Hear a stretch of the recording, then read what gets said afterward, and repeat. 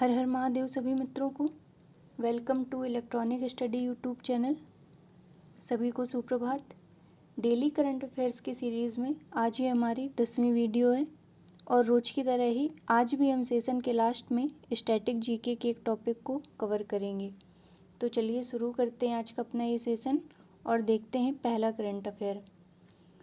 Hockey India ने Tokyo Olympic में भारतीय महिला हॉकी टीम का प्रतिनिधित्व करने वाले 16 सदस्यीय टीम का कप्तान रानी रामपाल को नियुक्त किया गया है।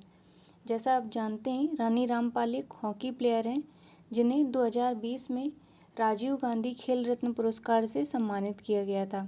2020 में रानी रामपाल के अलावा 4 और लोगों को राजीव गांधी खेल रत्न पुरस्कार मिला था, जिनके नाम क्रमशः हैं रोहित शर्मा, ये क्रिकेट से संबंधित हैं, मनिका बत्रा, ये टेबल टेनिस के खिलाड़ी हैं, विनेश फोगाट, ये कुश्ती से संबंधित हैं, और मरियप्पन थंगावेलु, ये पैरा एथलेटिक्स हैं। तो इन पांचों को 2020 का राजीव गांधी खेल रत्न पुरस्कार मिला था। अगला देखते हैं।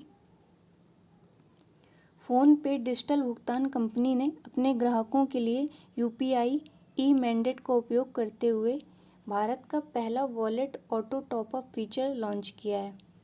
आइए इसके अंतर्गत जानते हैं क्या है। इस सुविधा के लिए यूपीआई ई मैंडेट सेट करना होगा आपको अपने फ़ोन में। इसके बाद फ़ोन पे अपने वॉलेट बैलेंस को न्यूनतम स्तर से नीचे आने पर अपने आप टॉपअप कर देगा। अगला देखते हैं। हाल ही में स्वीडन के प्रधानमंत्री अविश्वास प्रस्ताव से हारने वाले देश के पहले प्रधानमंत्री बन गए हैं। स्वीडन के प्रधानमंत्री का नाम है स्टीफन लोफवेन। यह स्वीडन के पहले प्रधानमंत्री बन गए हैं जिनके खिलाफ अविश्वास प्रस्ताव पारित हो गया है। अपने यहाँ क्या व्यवस्था है अविश्वास प्रस्ताव की कि यह सदैव विपक्ष का दल लाता है और ये राज्यसभा में नहीं आता है, इसको लोकसभा में ही लाया जाता है। और अविश्वास प्रस्ताव तब पारित होना माना जाता है जब इसके समर्थन में लोकसभा के 50 सदस्यों का बहुमत प्राप्त हो जाए। और इसके विरोध यह किसके विरोध में लाया जाता है, तो अविश्वास प्रस्ताव संपूर्ण मंत्रिमंडल में किसी के भी विरुद्ध लाया जा सकता है। और अविश्वास प्रस्ताव पारित हो जाने के बाद सरकार त्यागपत्र देने के लिए बाध्य हो जाती है या फिर दोबारा चुनाव करवाने होते हैं। तो ये कुछ मुख्य बिंदु थे जिन्हें आप ध्यान रखिएगा। अगला देखते हैं। केरल के पूर्व स्वास्थ्य मंत्री के शैलजा को 2021 के लिए central European university open society पुरस्कार से सम्मानित किया गया है। यह पुरस्कार उन्हें उनके दृढ़ नेतृत्व और समुदाय आधारित सार्वजनिक स्वास्थ्य कार्य व महामारी के दौरान जीवन बचाने की मान्यता में प्रदान किया गया है। अब केरल का जिक्र हुआ है तो इसके बारे में कुछ जान लेते हैं।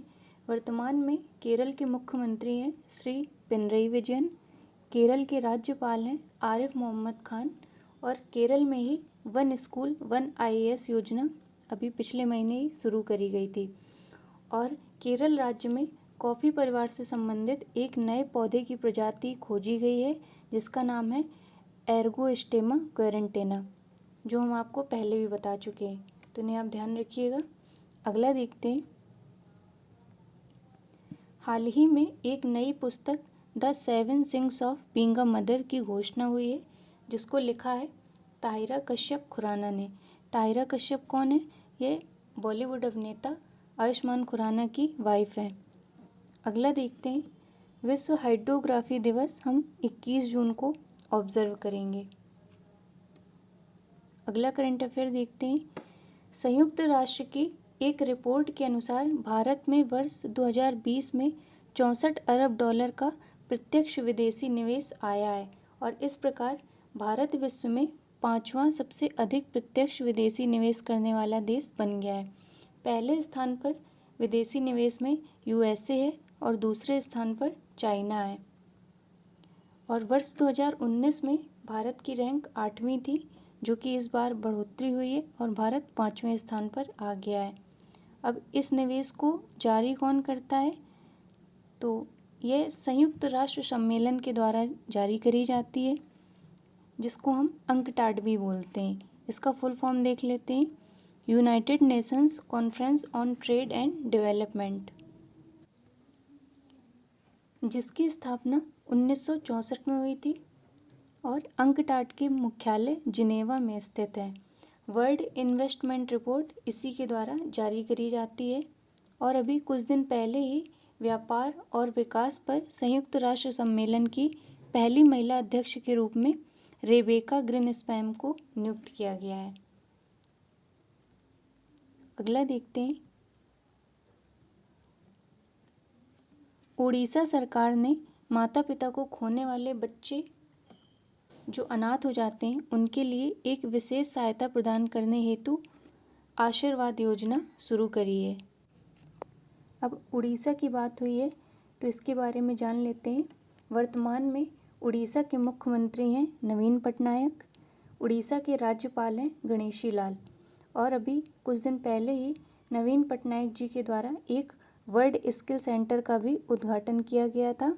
और नवीन पटनायक जी के द्वारा ही एक पुस्तक beyond here and others poem launch करी गई थी, जिसके ऑथर थे विष्णुपद सेठी। तो इनको आप ध्यान रखिएगा। अगला देखते हैं। दिव्यांगजनों में खेल के प्रति रुचि और पैरा ओलंपिक में अच्छे प्रदर्शन को देखते हुए सामाजिक न्याय व अधिकारिता मंत्रालय ने देश के विभिन्न हिस्सों में 5 दिव्यांगत केंद्र खोलने की घोषणा करी है। वर्तमान में सामाजिक न्याय व अधिकारिता मंत्रालय किसके अधीन है? तो वे हैं थावरचंद गहलोत। तो इसको आप ध्यान रखिएगा। इस प्रकार करंट अफेयर्स की श्रृंखला में आज के लिए इतना ही। और स्टैटिक जीके के टॉपिक में आज हम आर्य समाज के बारे में पढ़ेंगे। तो चलिए शुरू करते हैं। आर्य समाज की स्थापना 10 अप्रैल 1875 को हुई थी। और यह कहाँ स्थापित हुआ था? तो बम्बई में इसकी स्थापना हुई थी।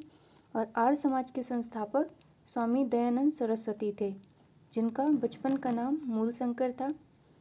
आर्य समाज के संस्थापक स्वामी दयानंद सरस्वती जी का एक श्रेय था या इनका एक संकल्प था कि इन्होंने वेदों के प्रति ज़्यादा महत्व दिखाया था और वेदों के पुनरुत्थान का श्रेय इन्हीं को दिया जाता है।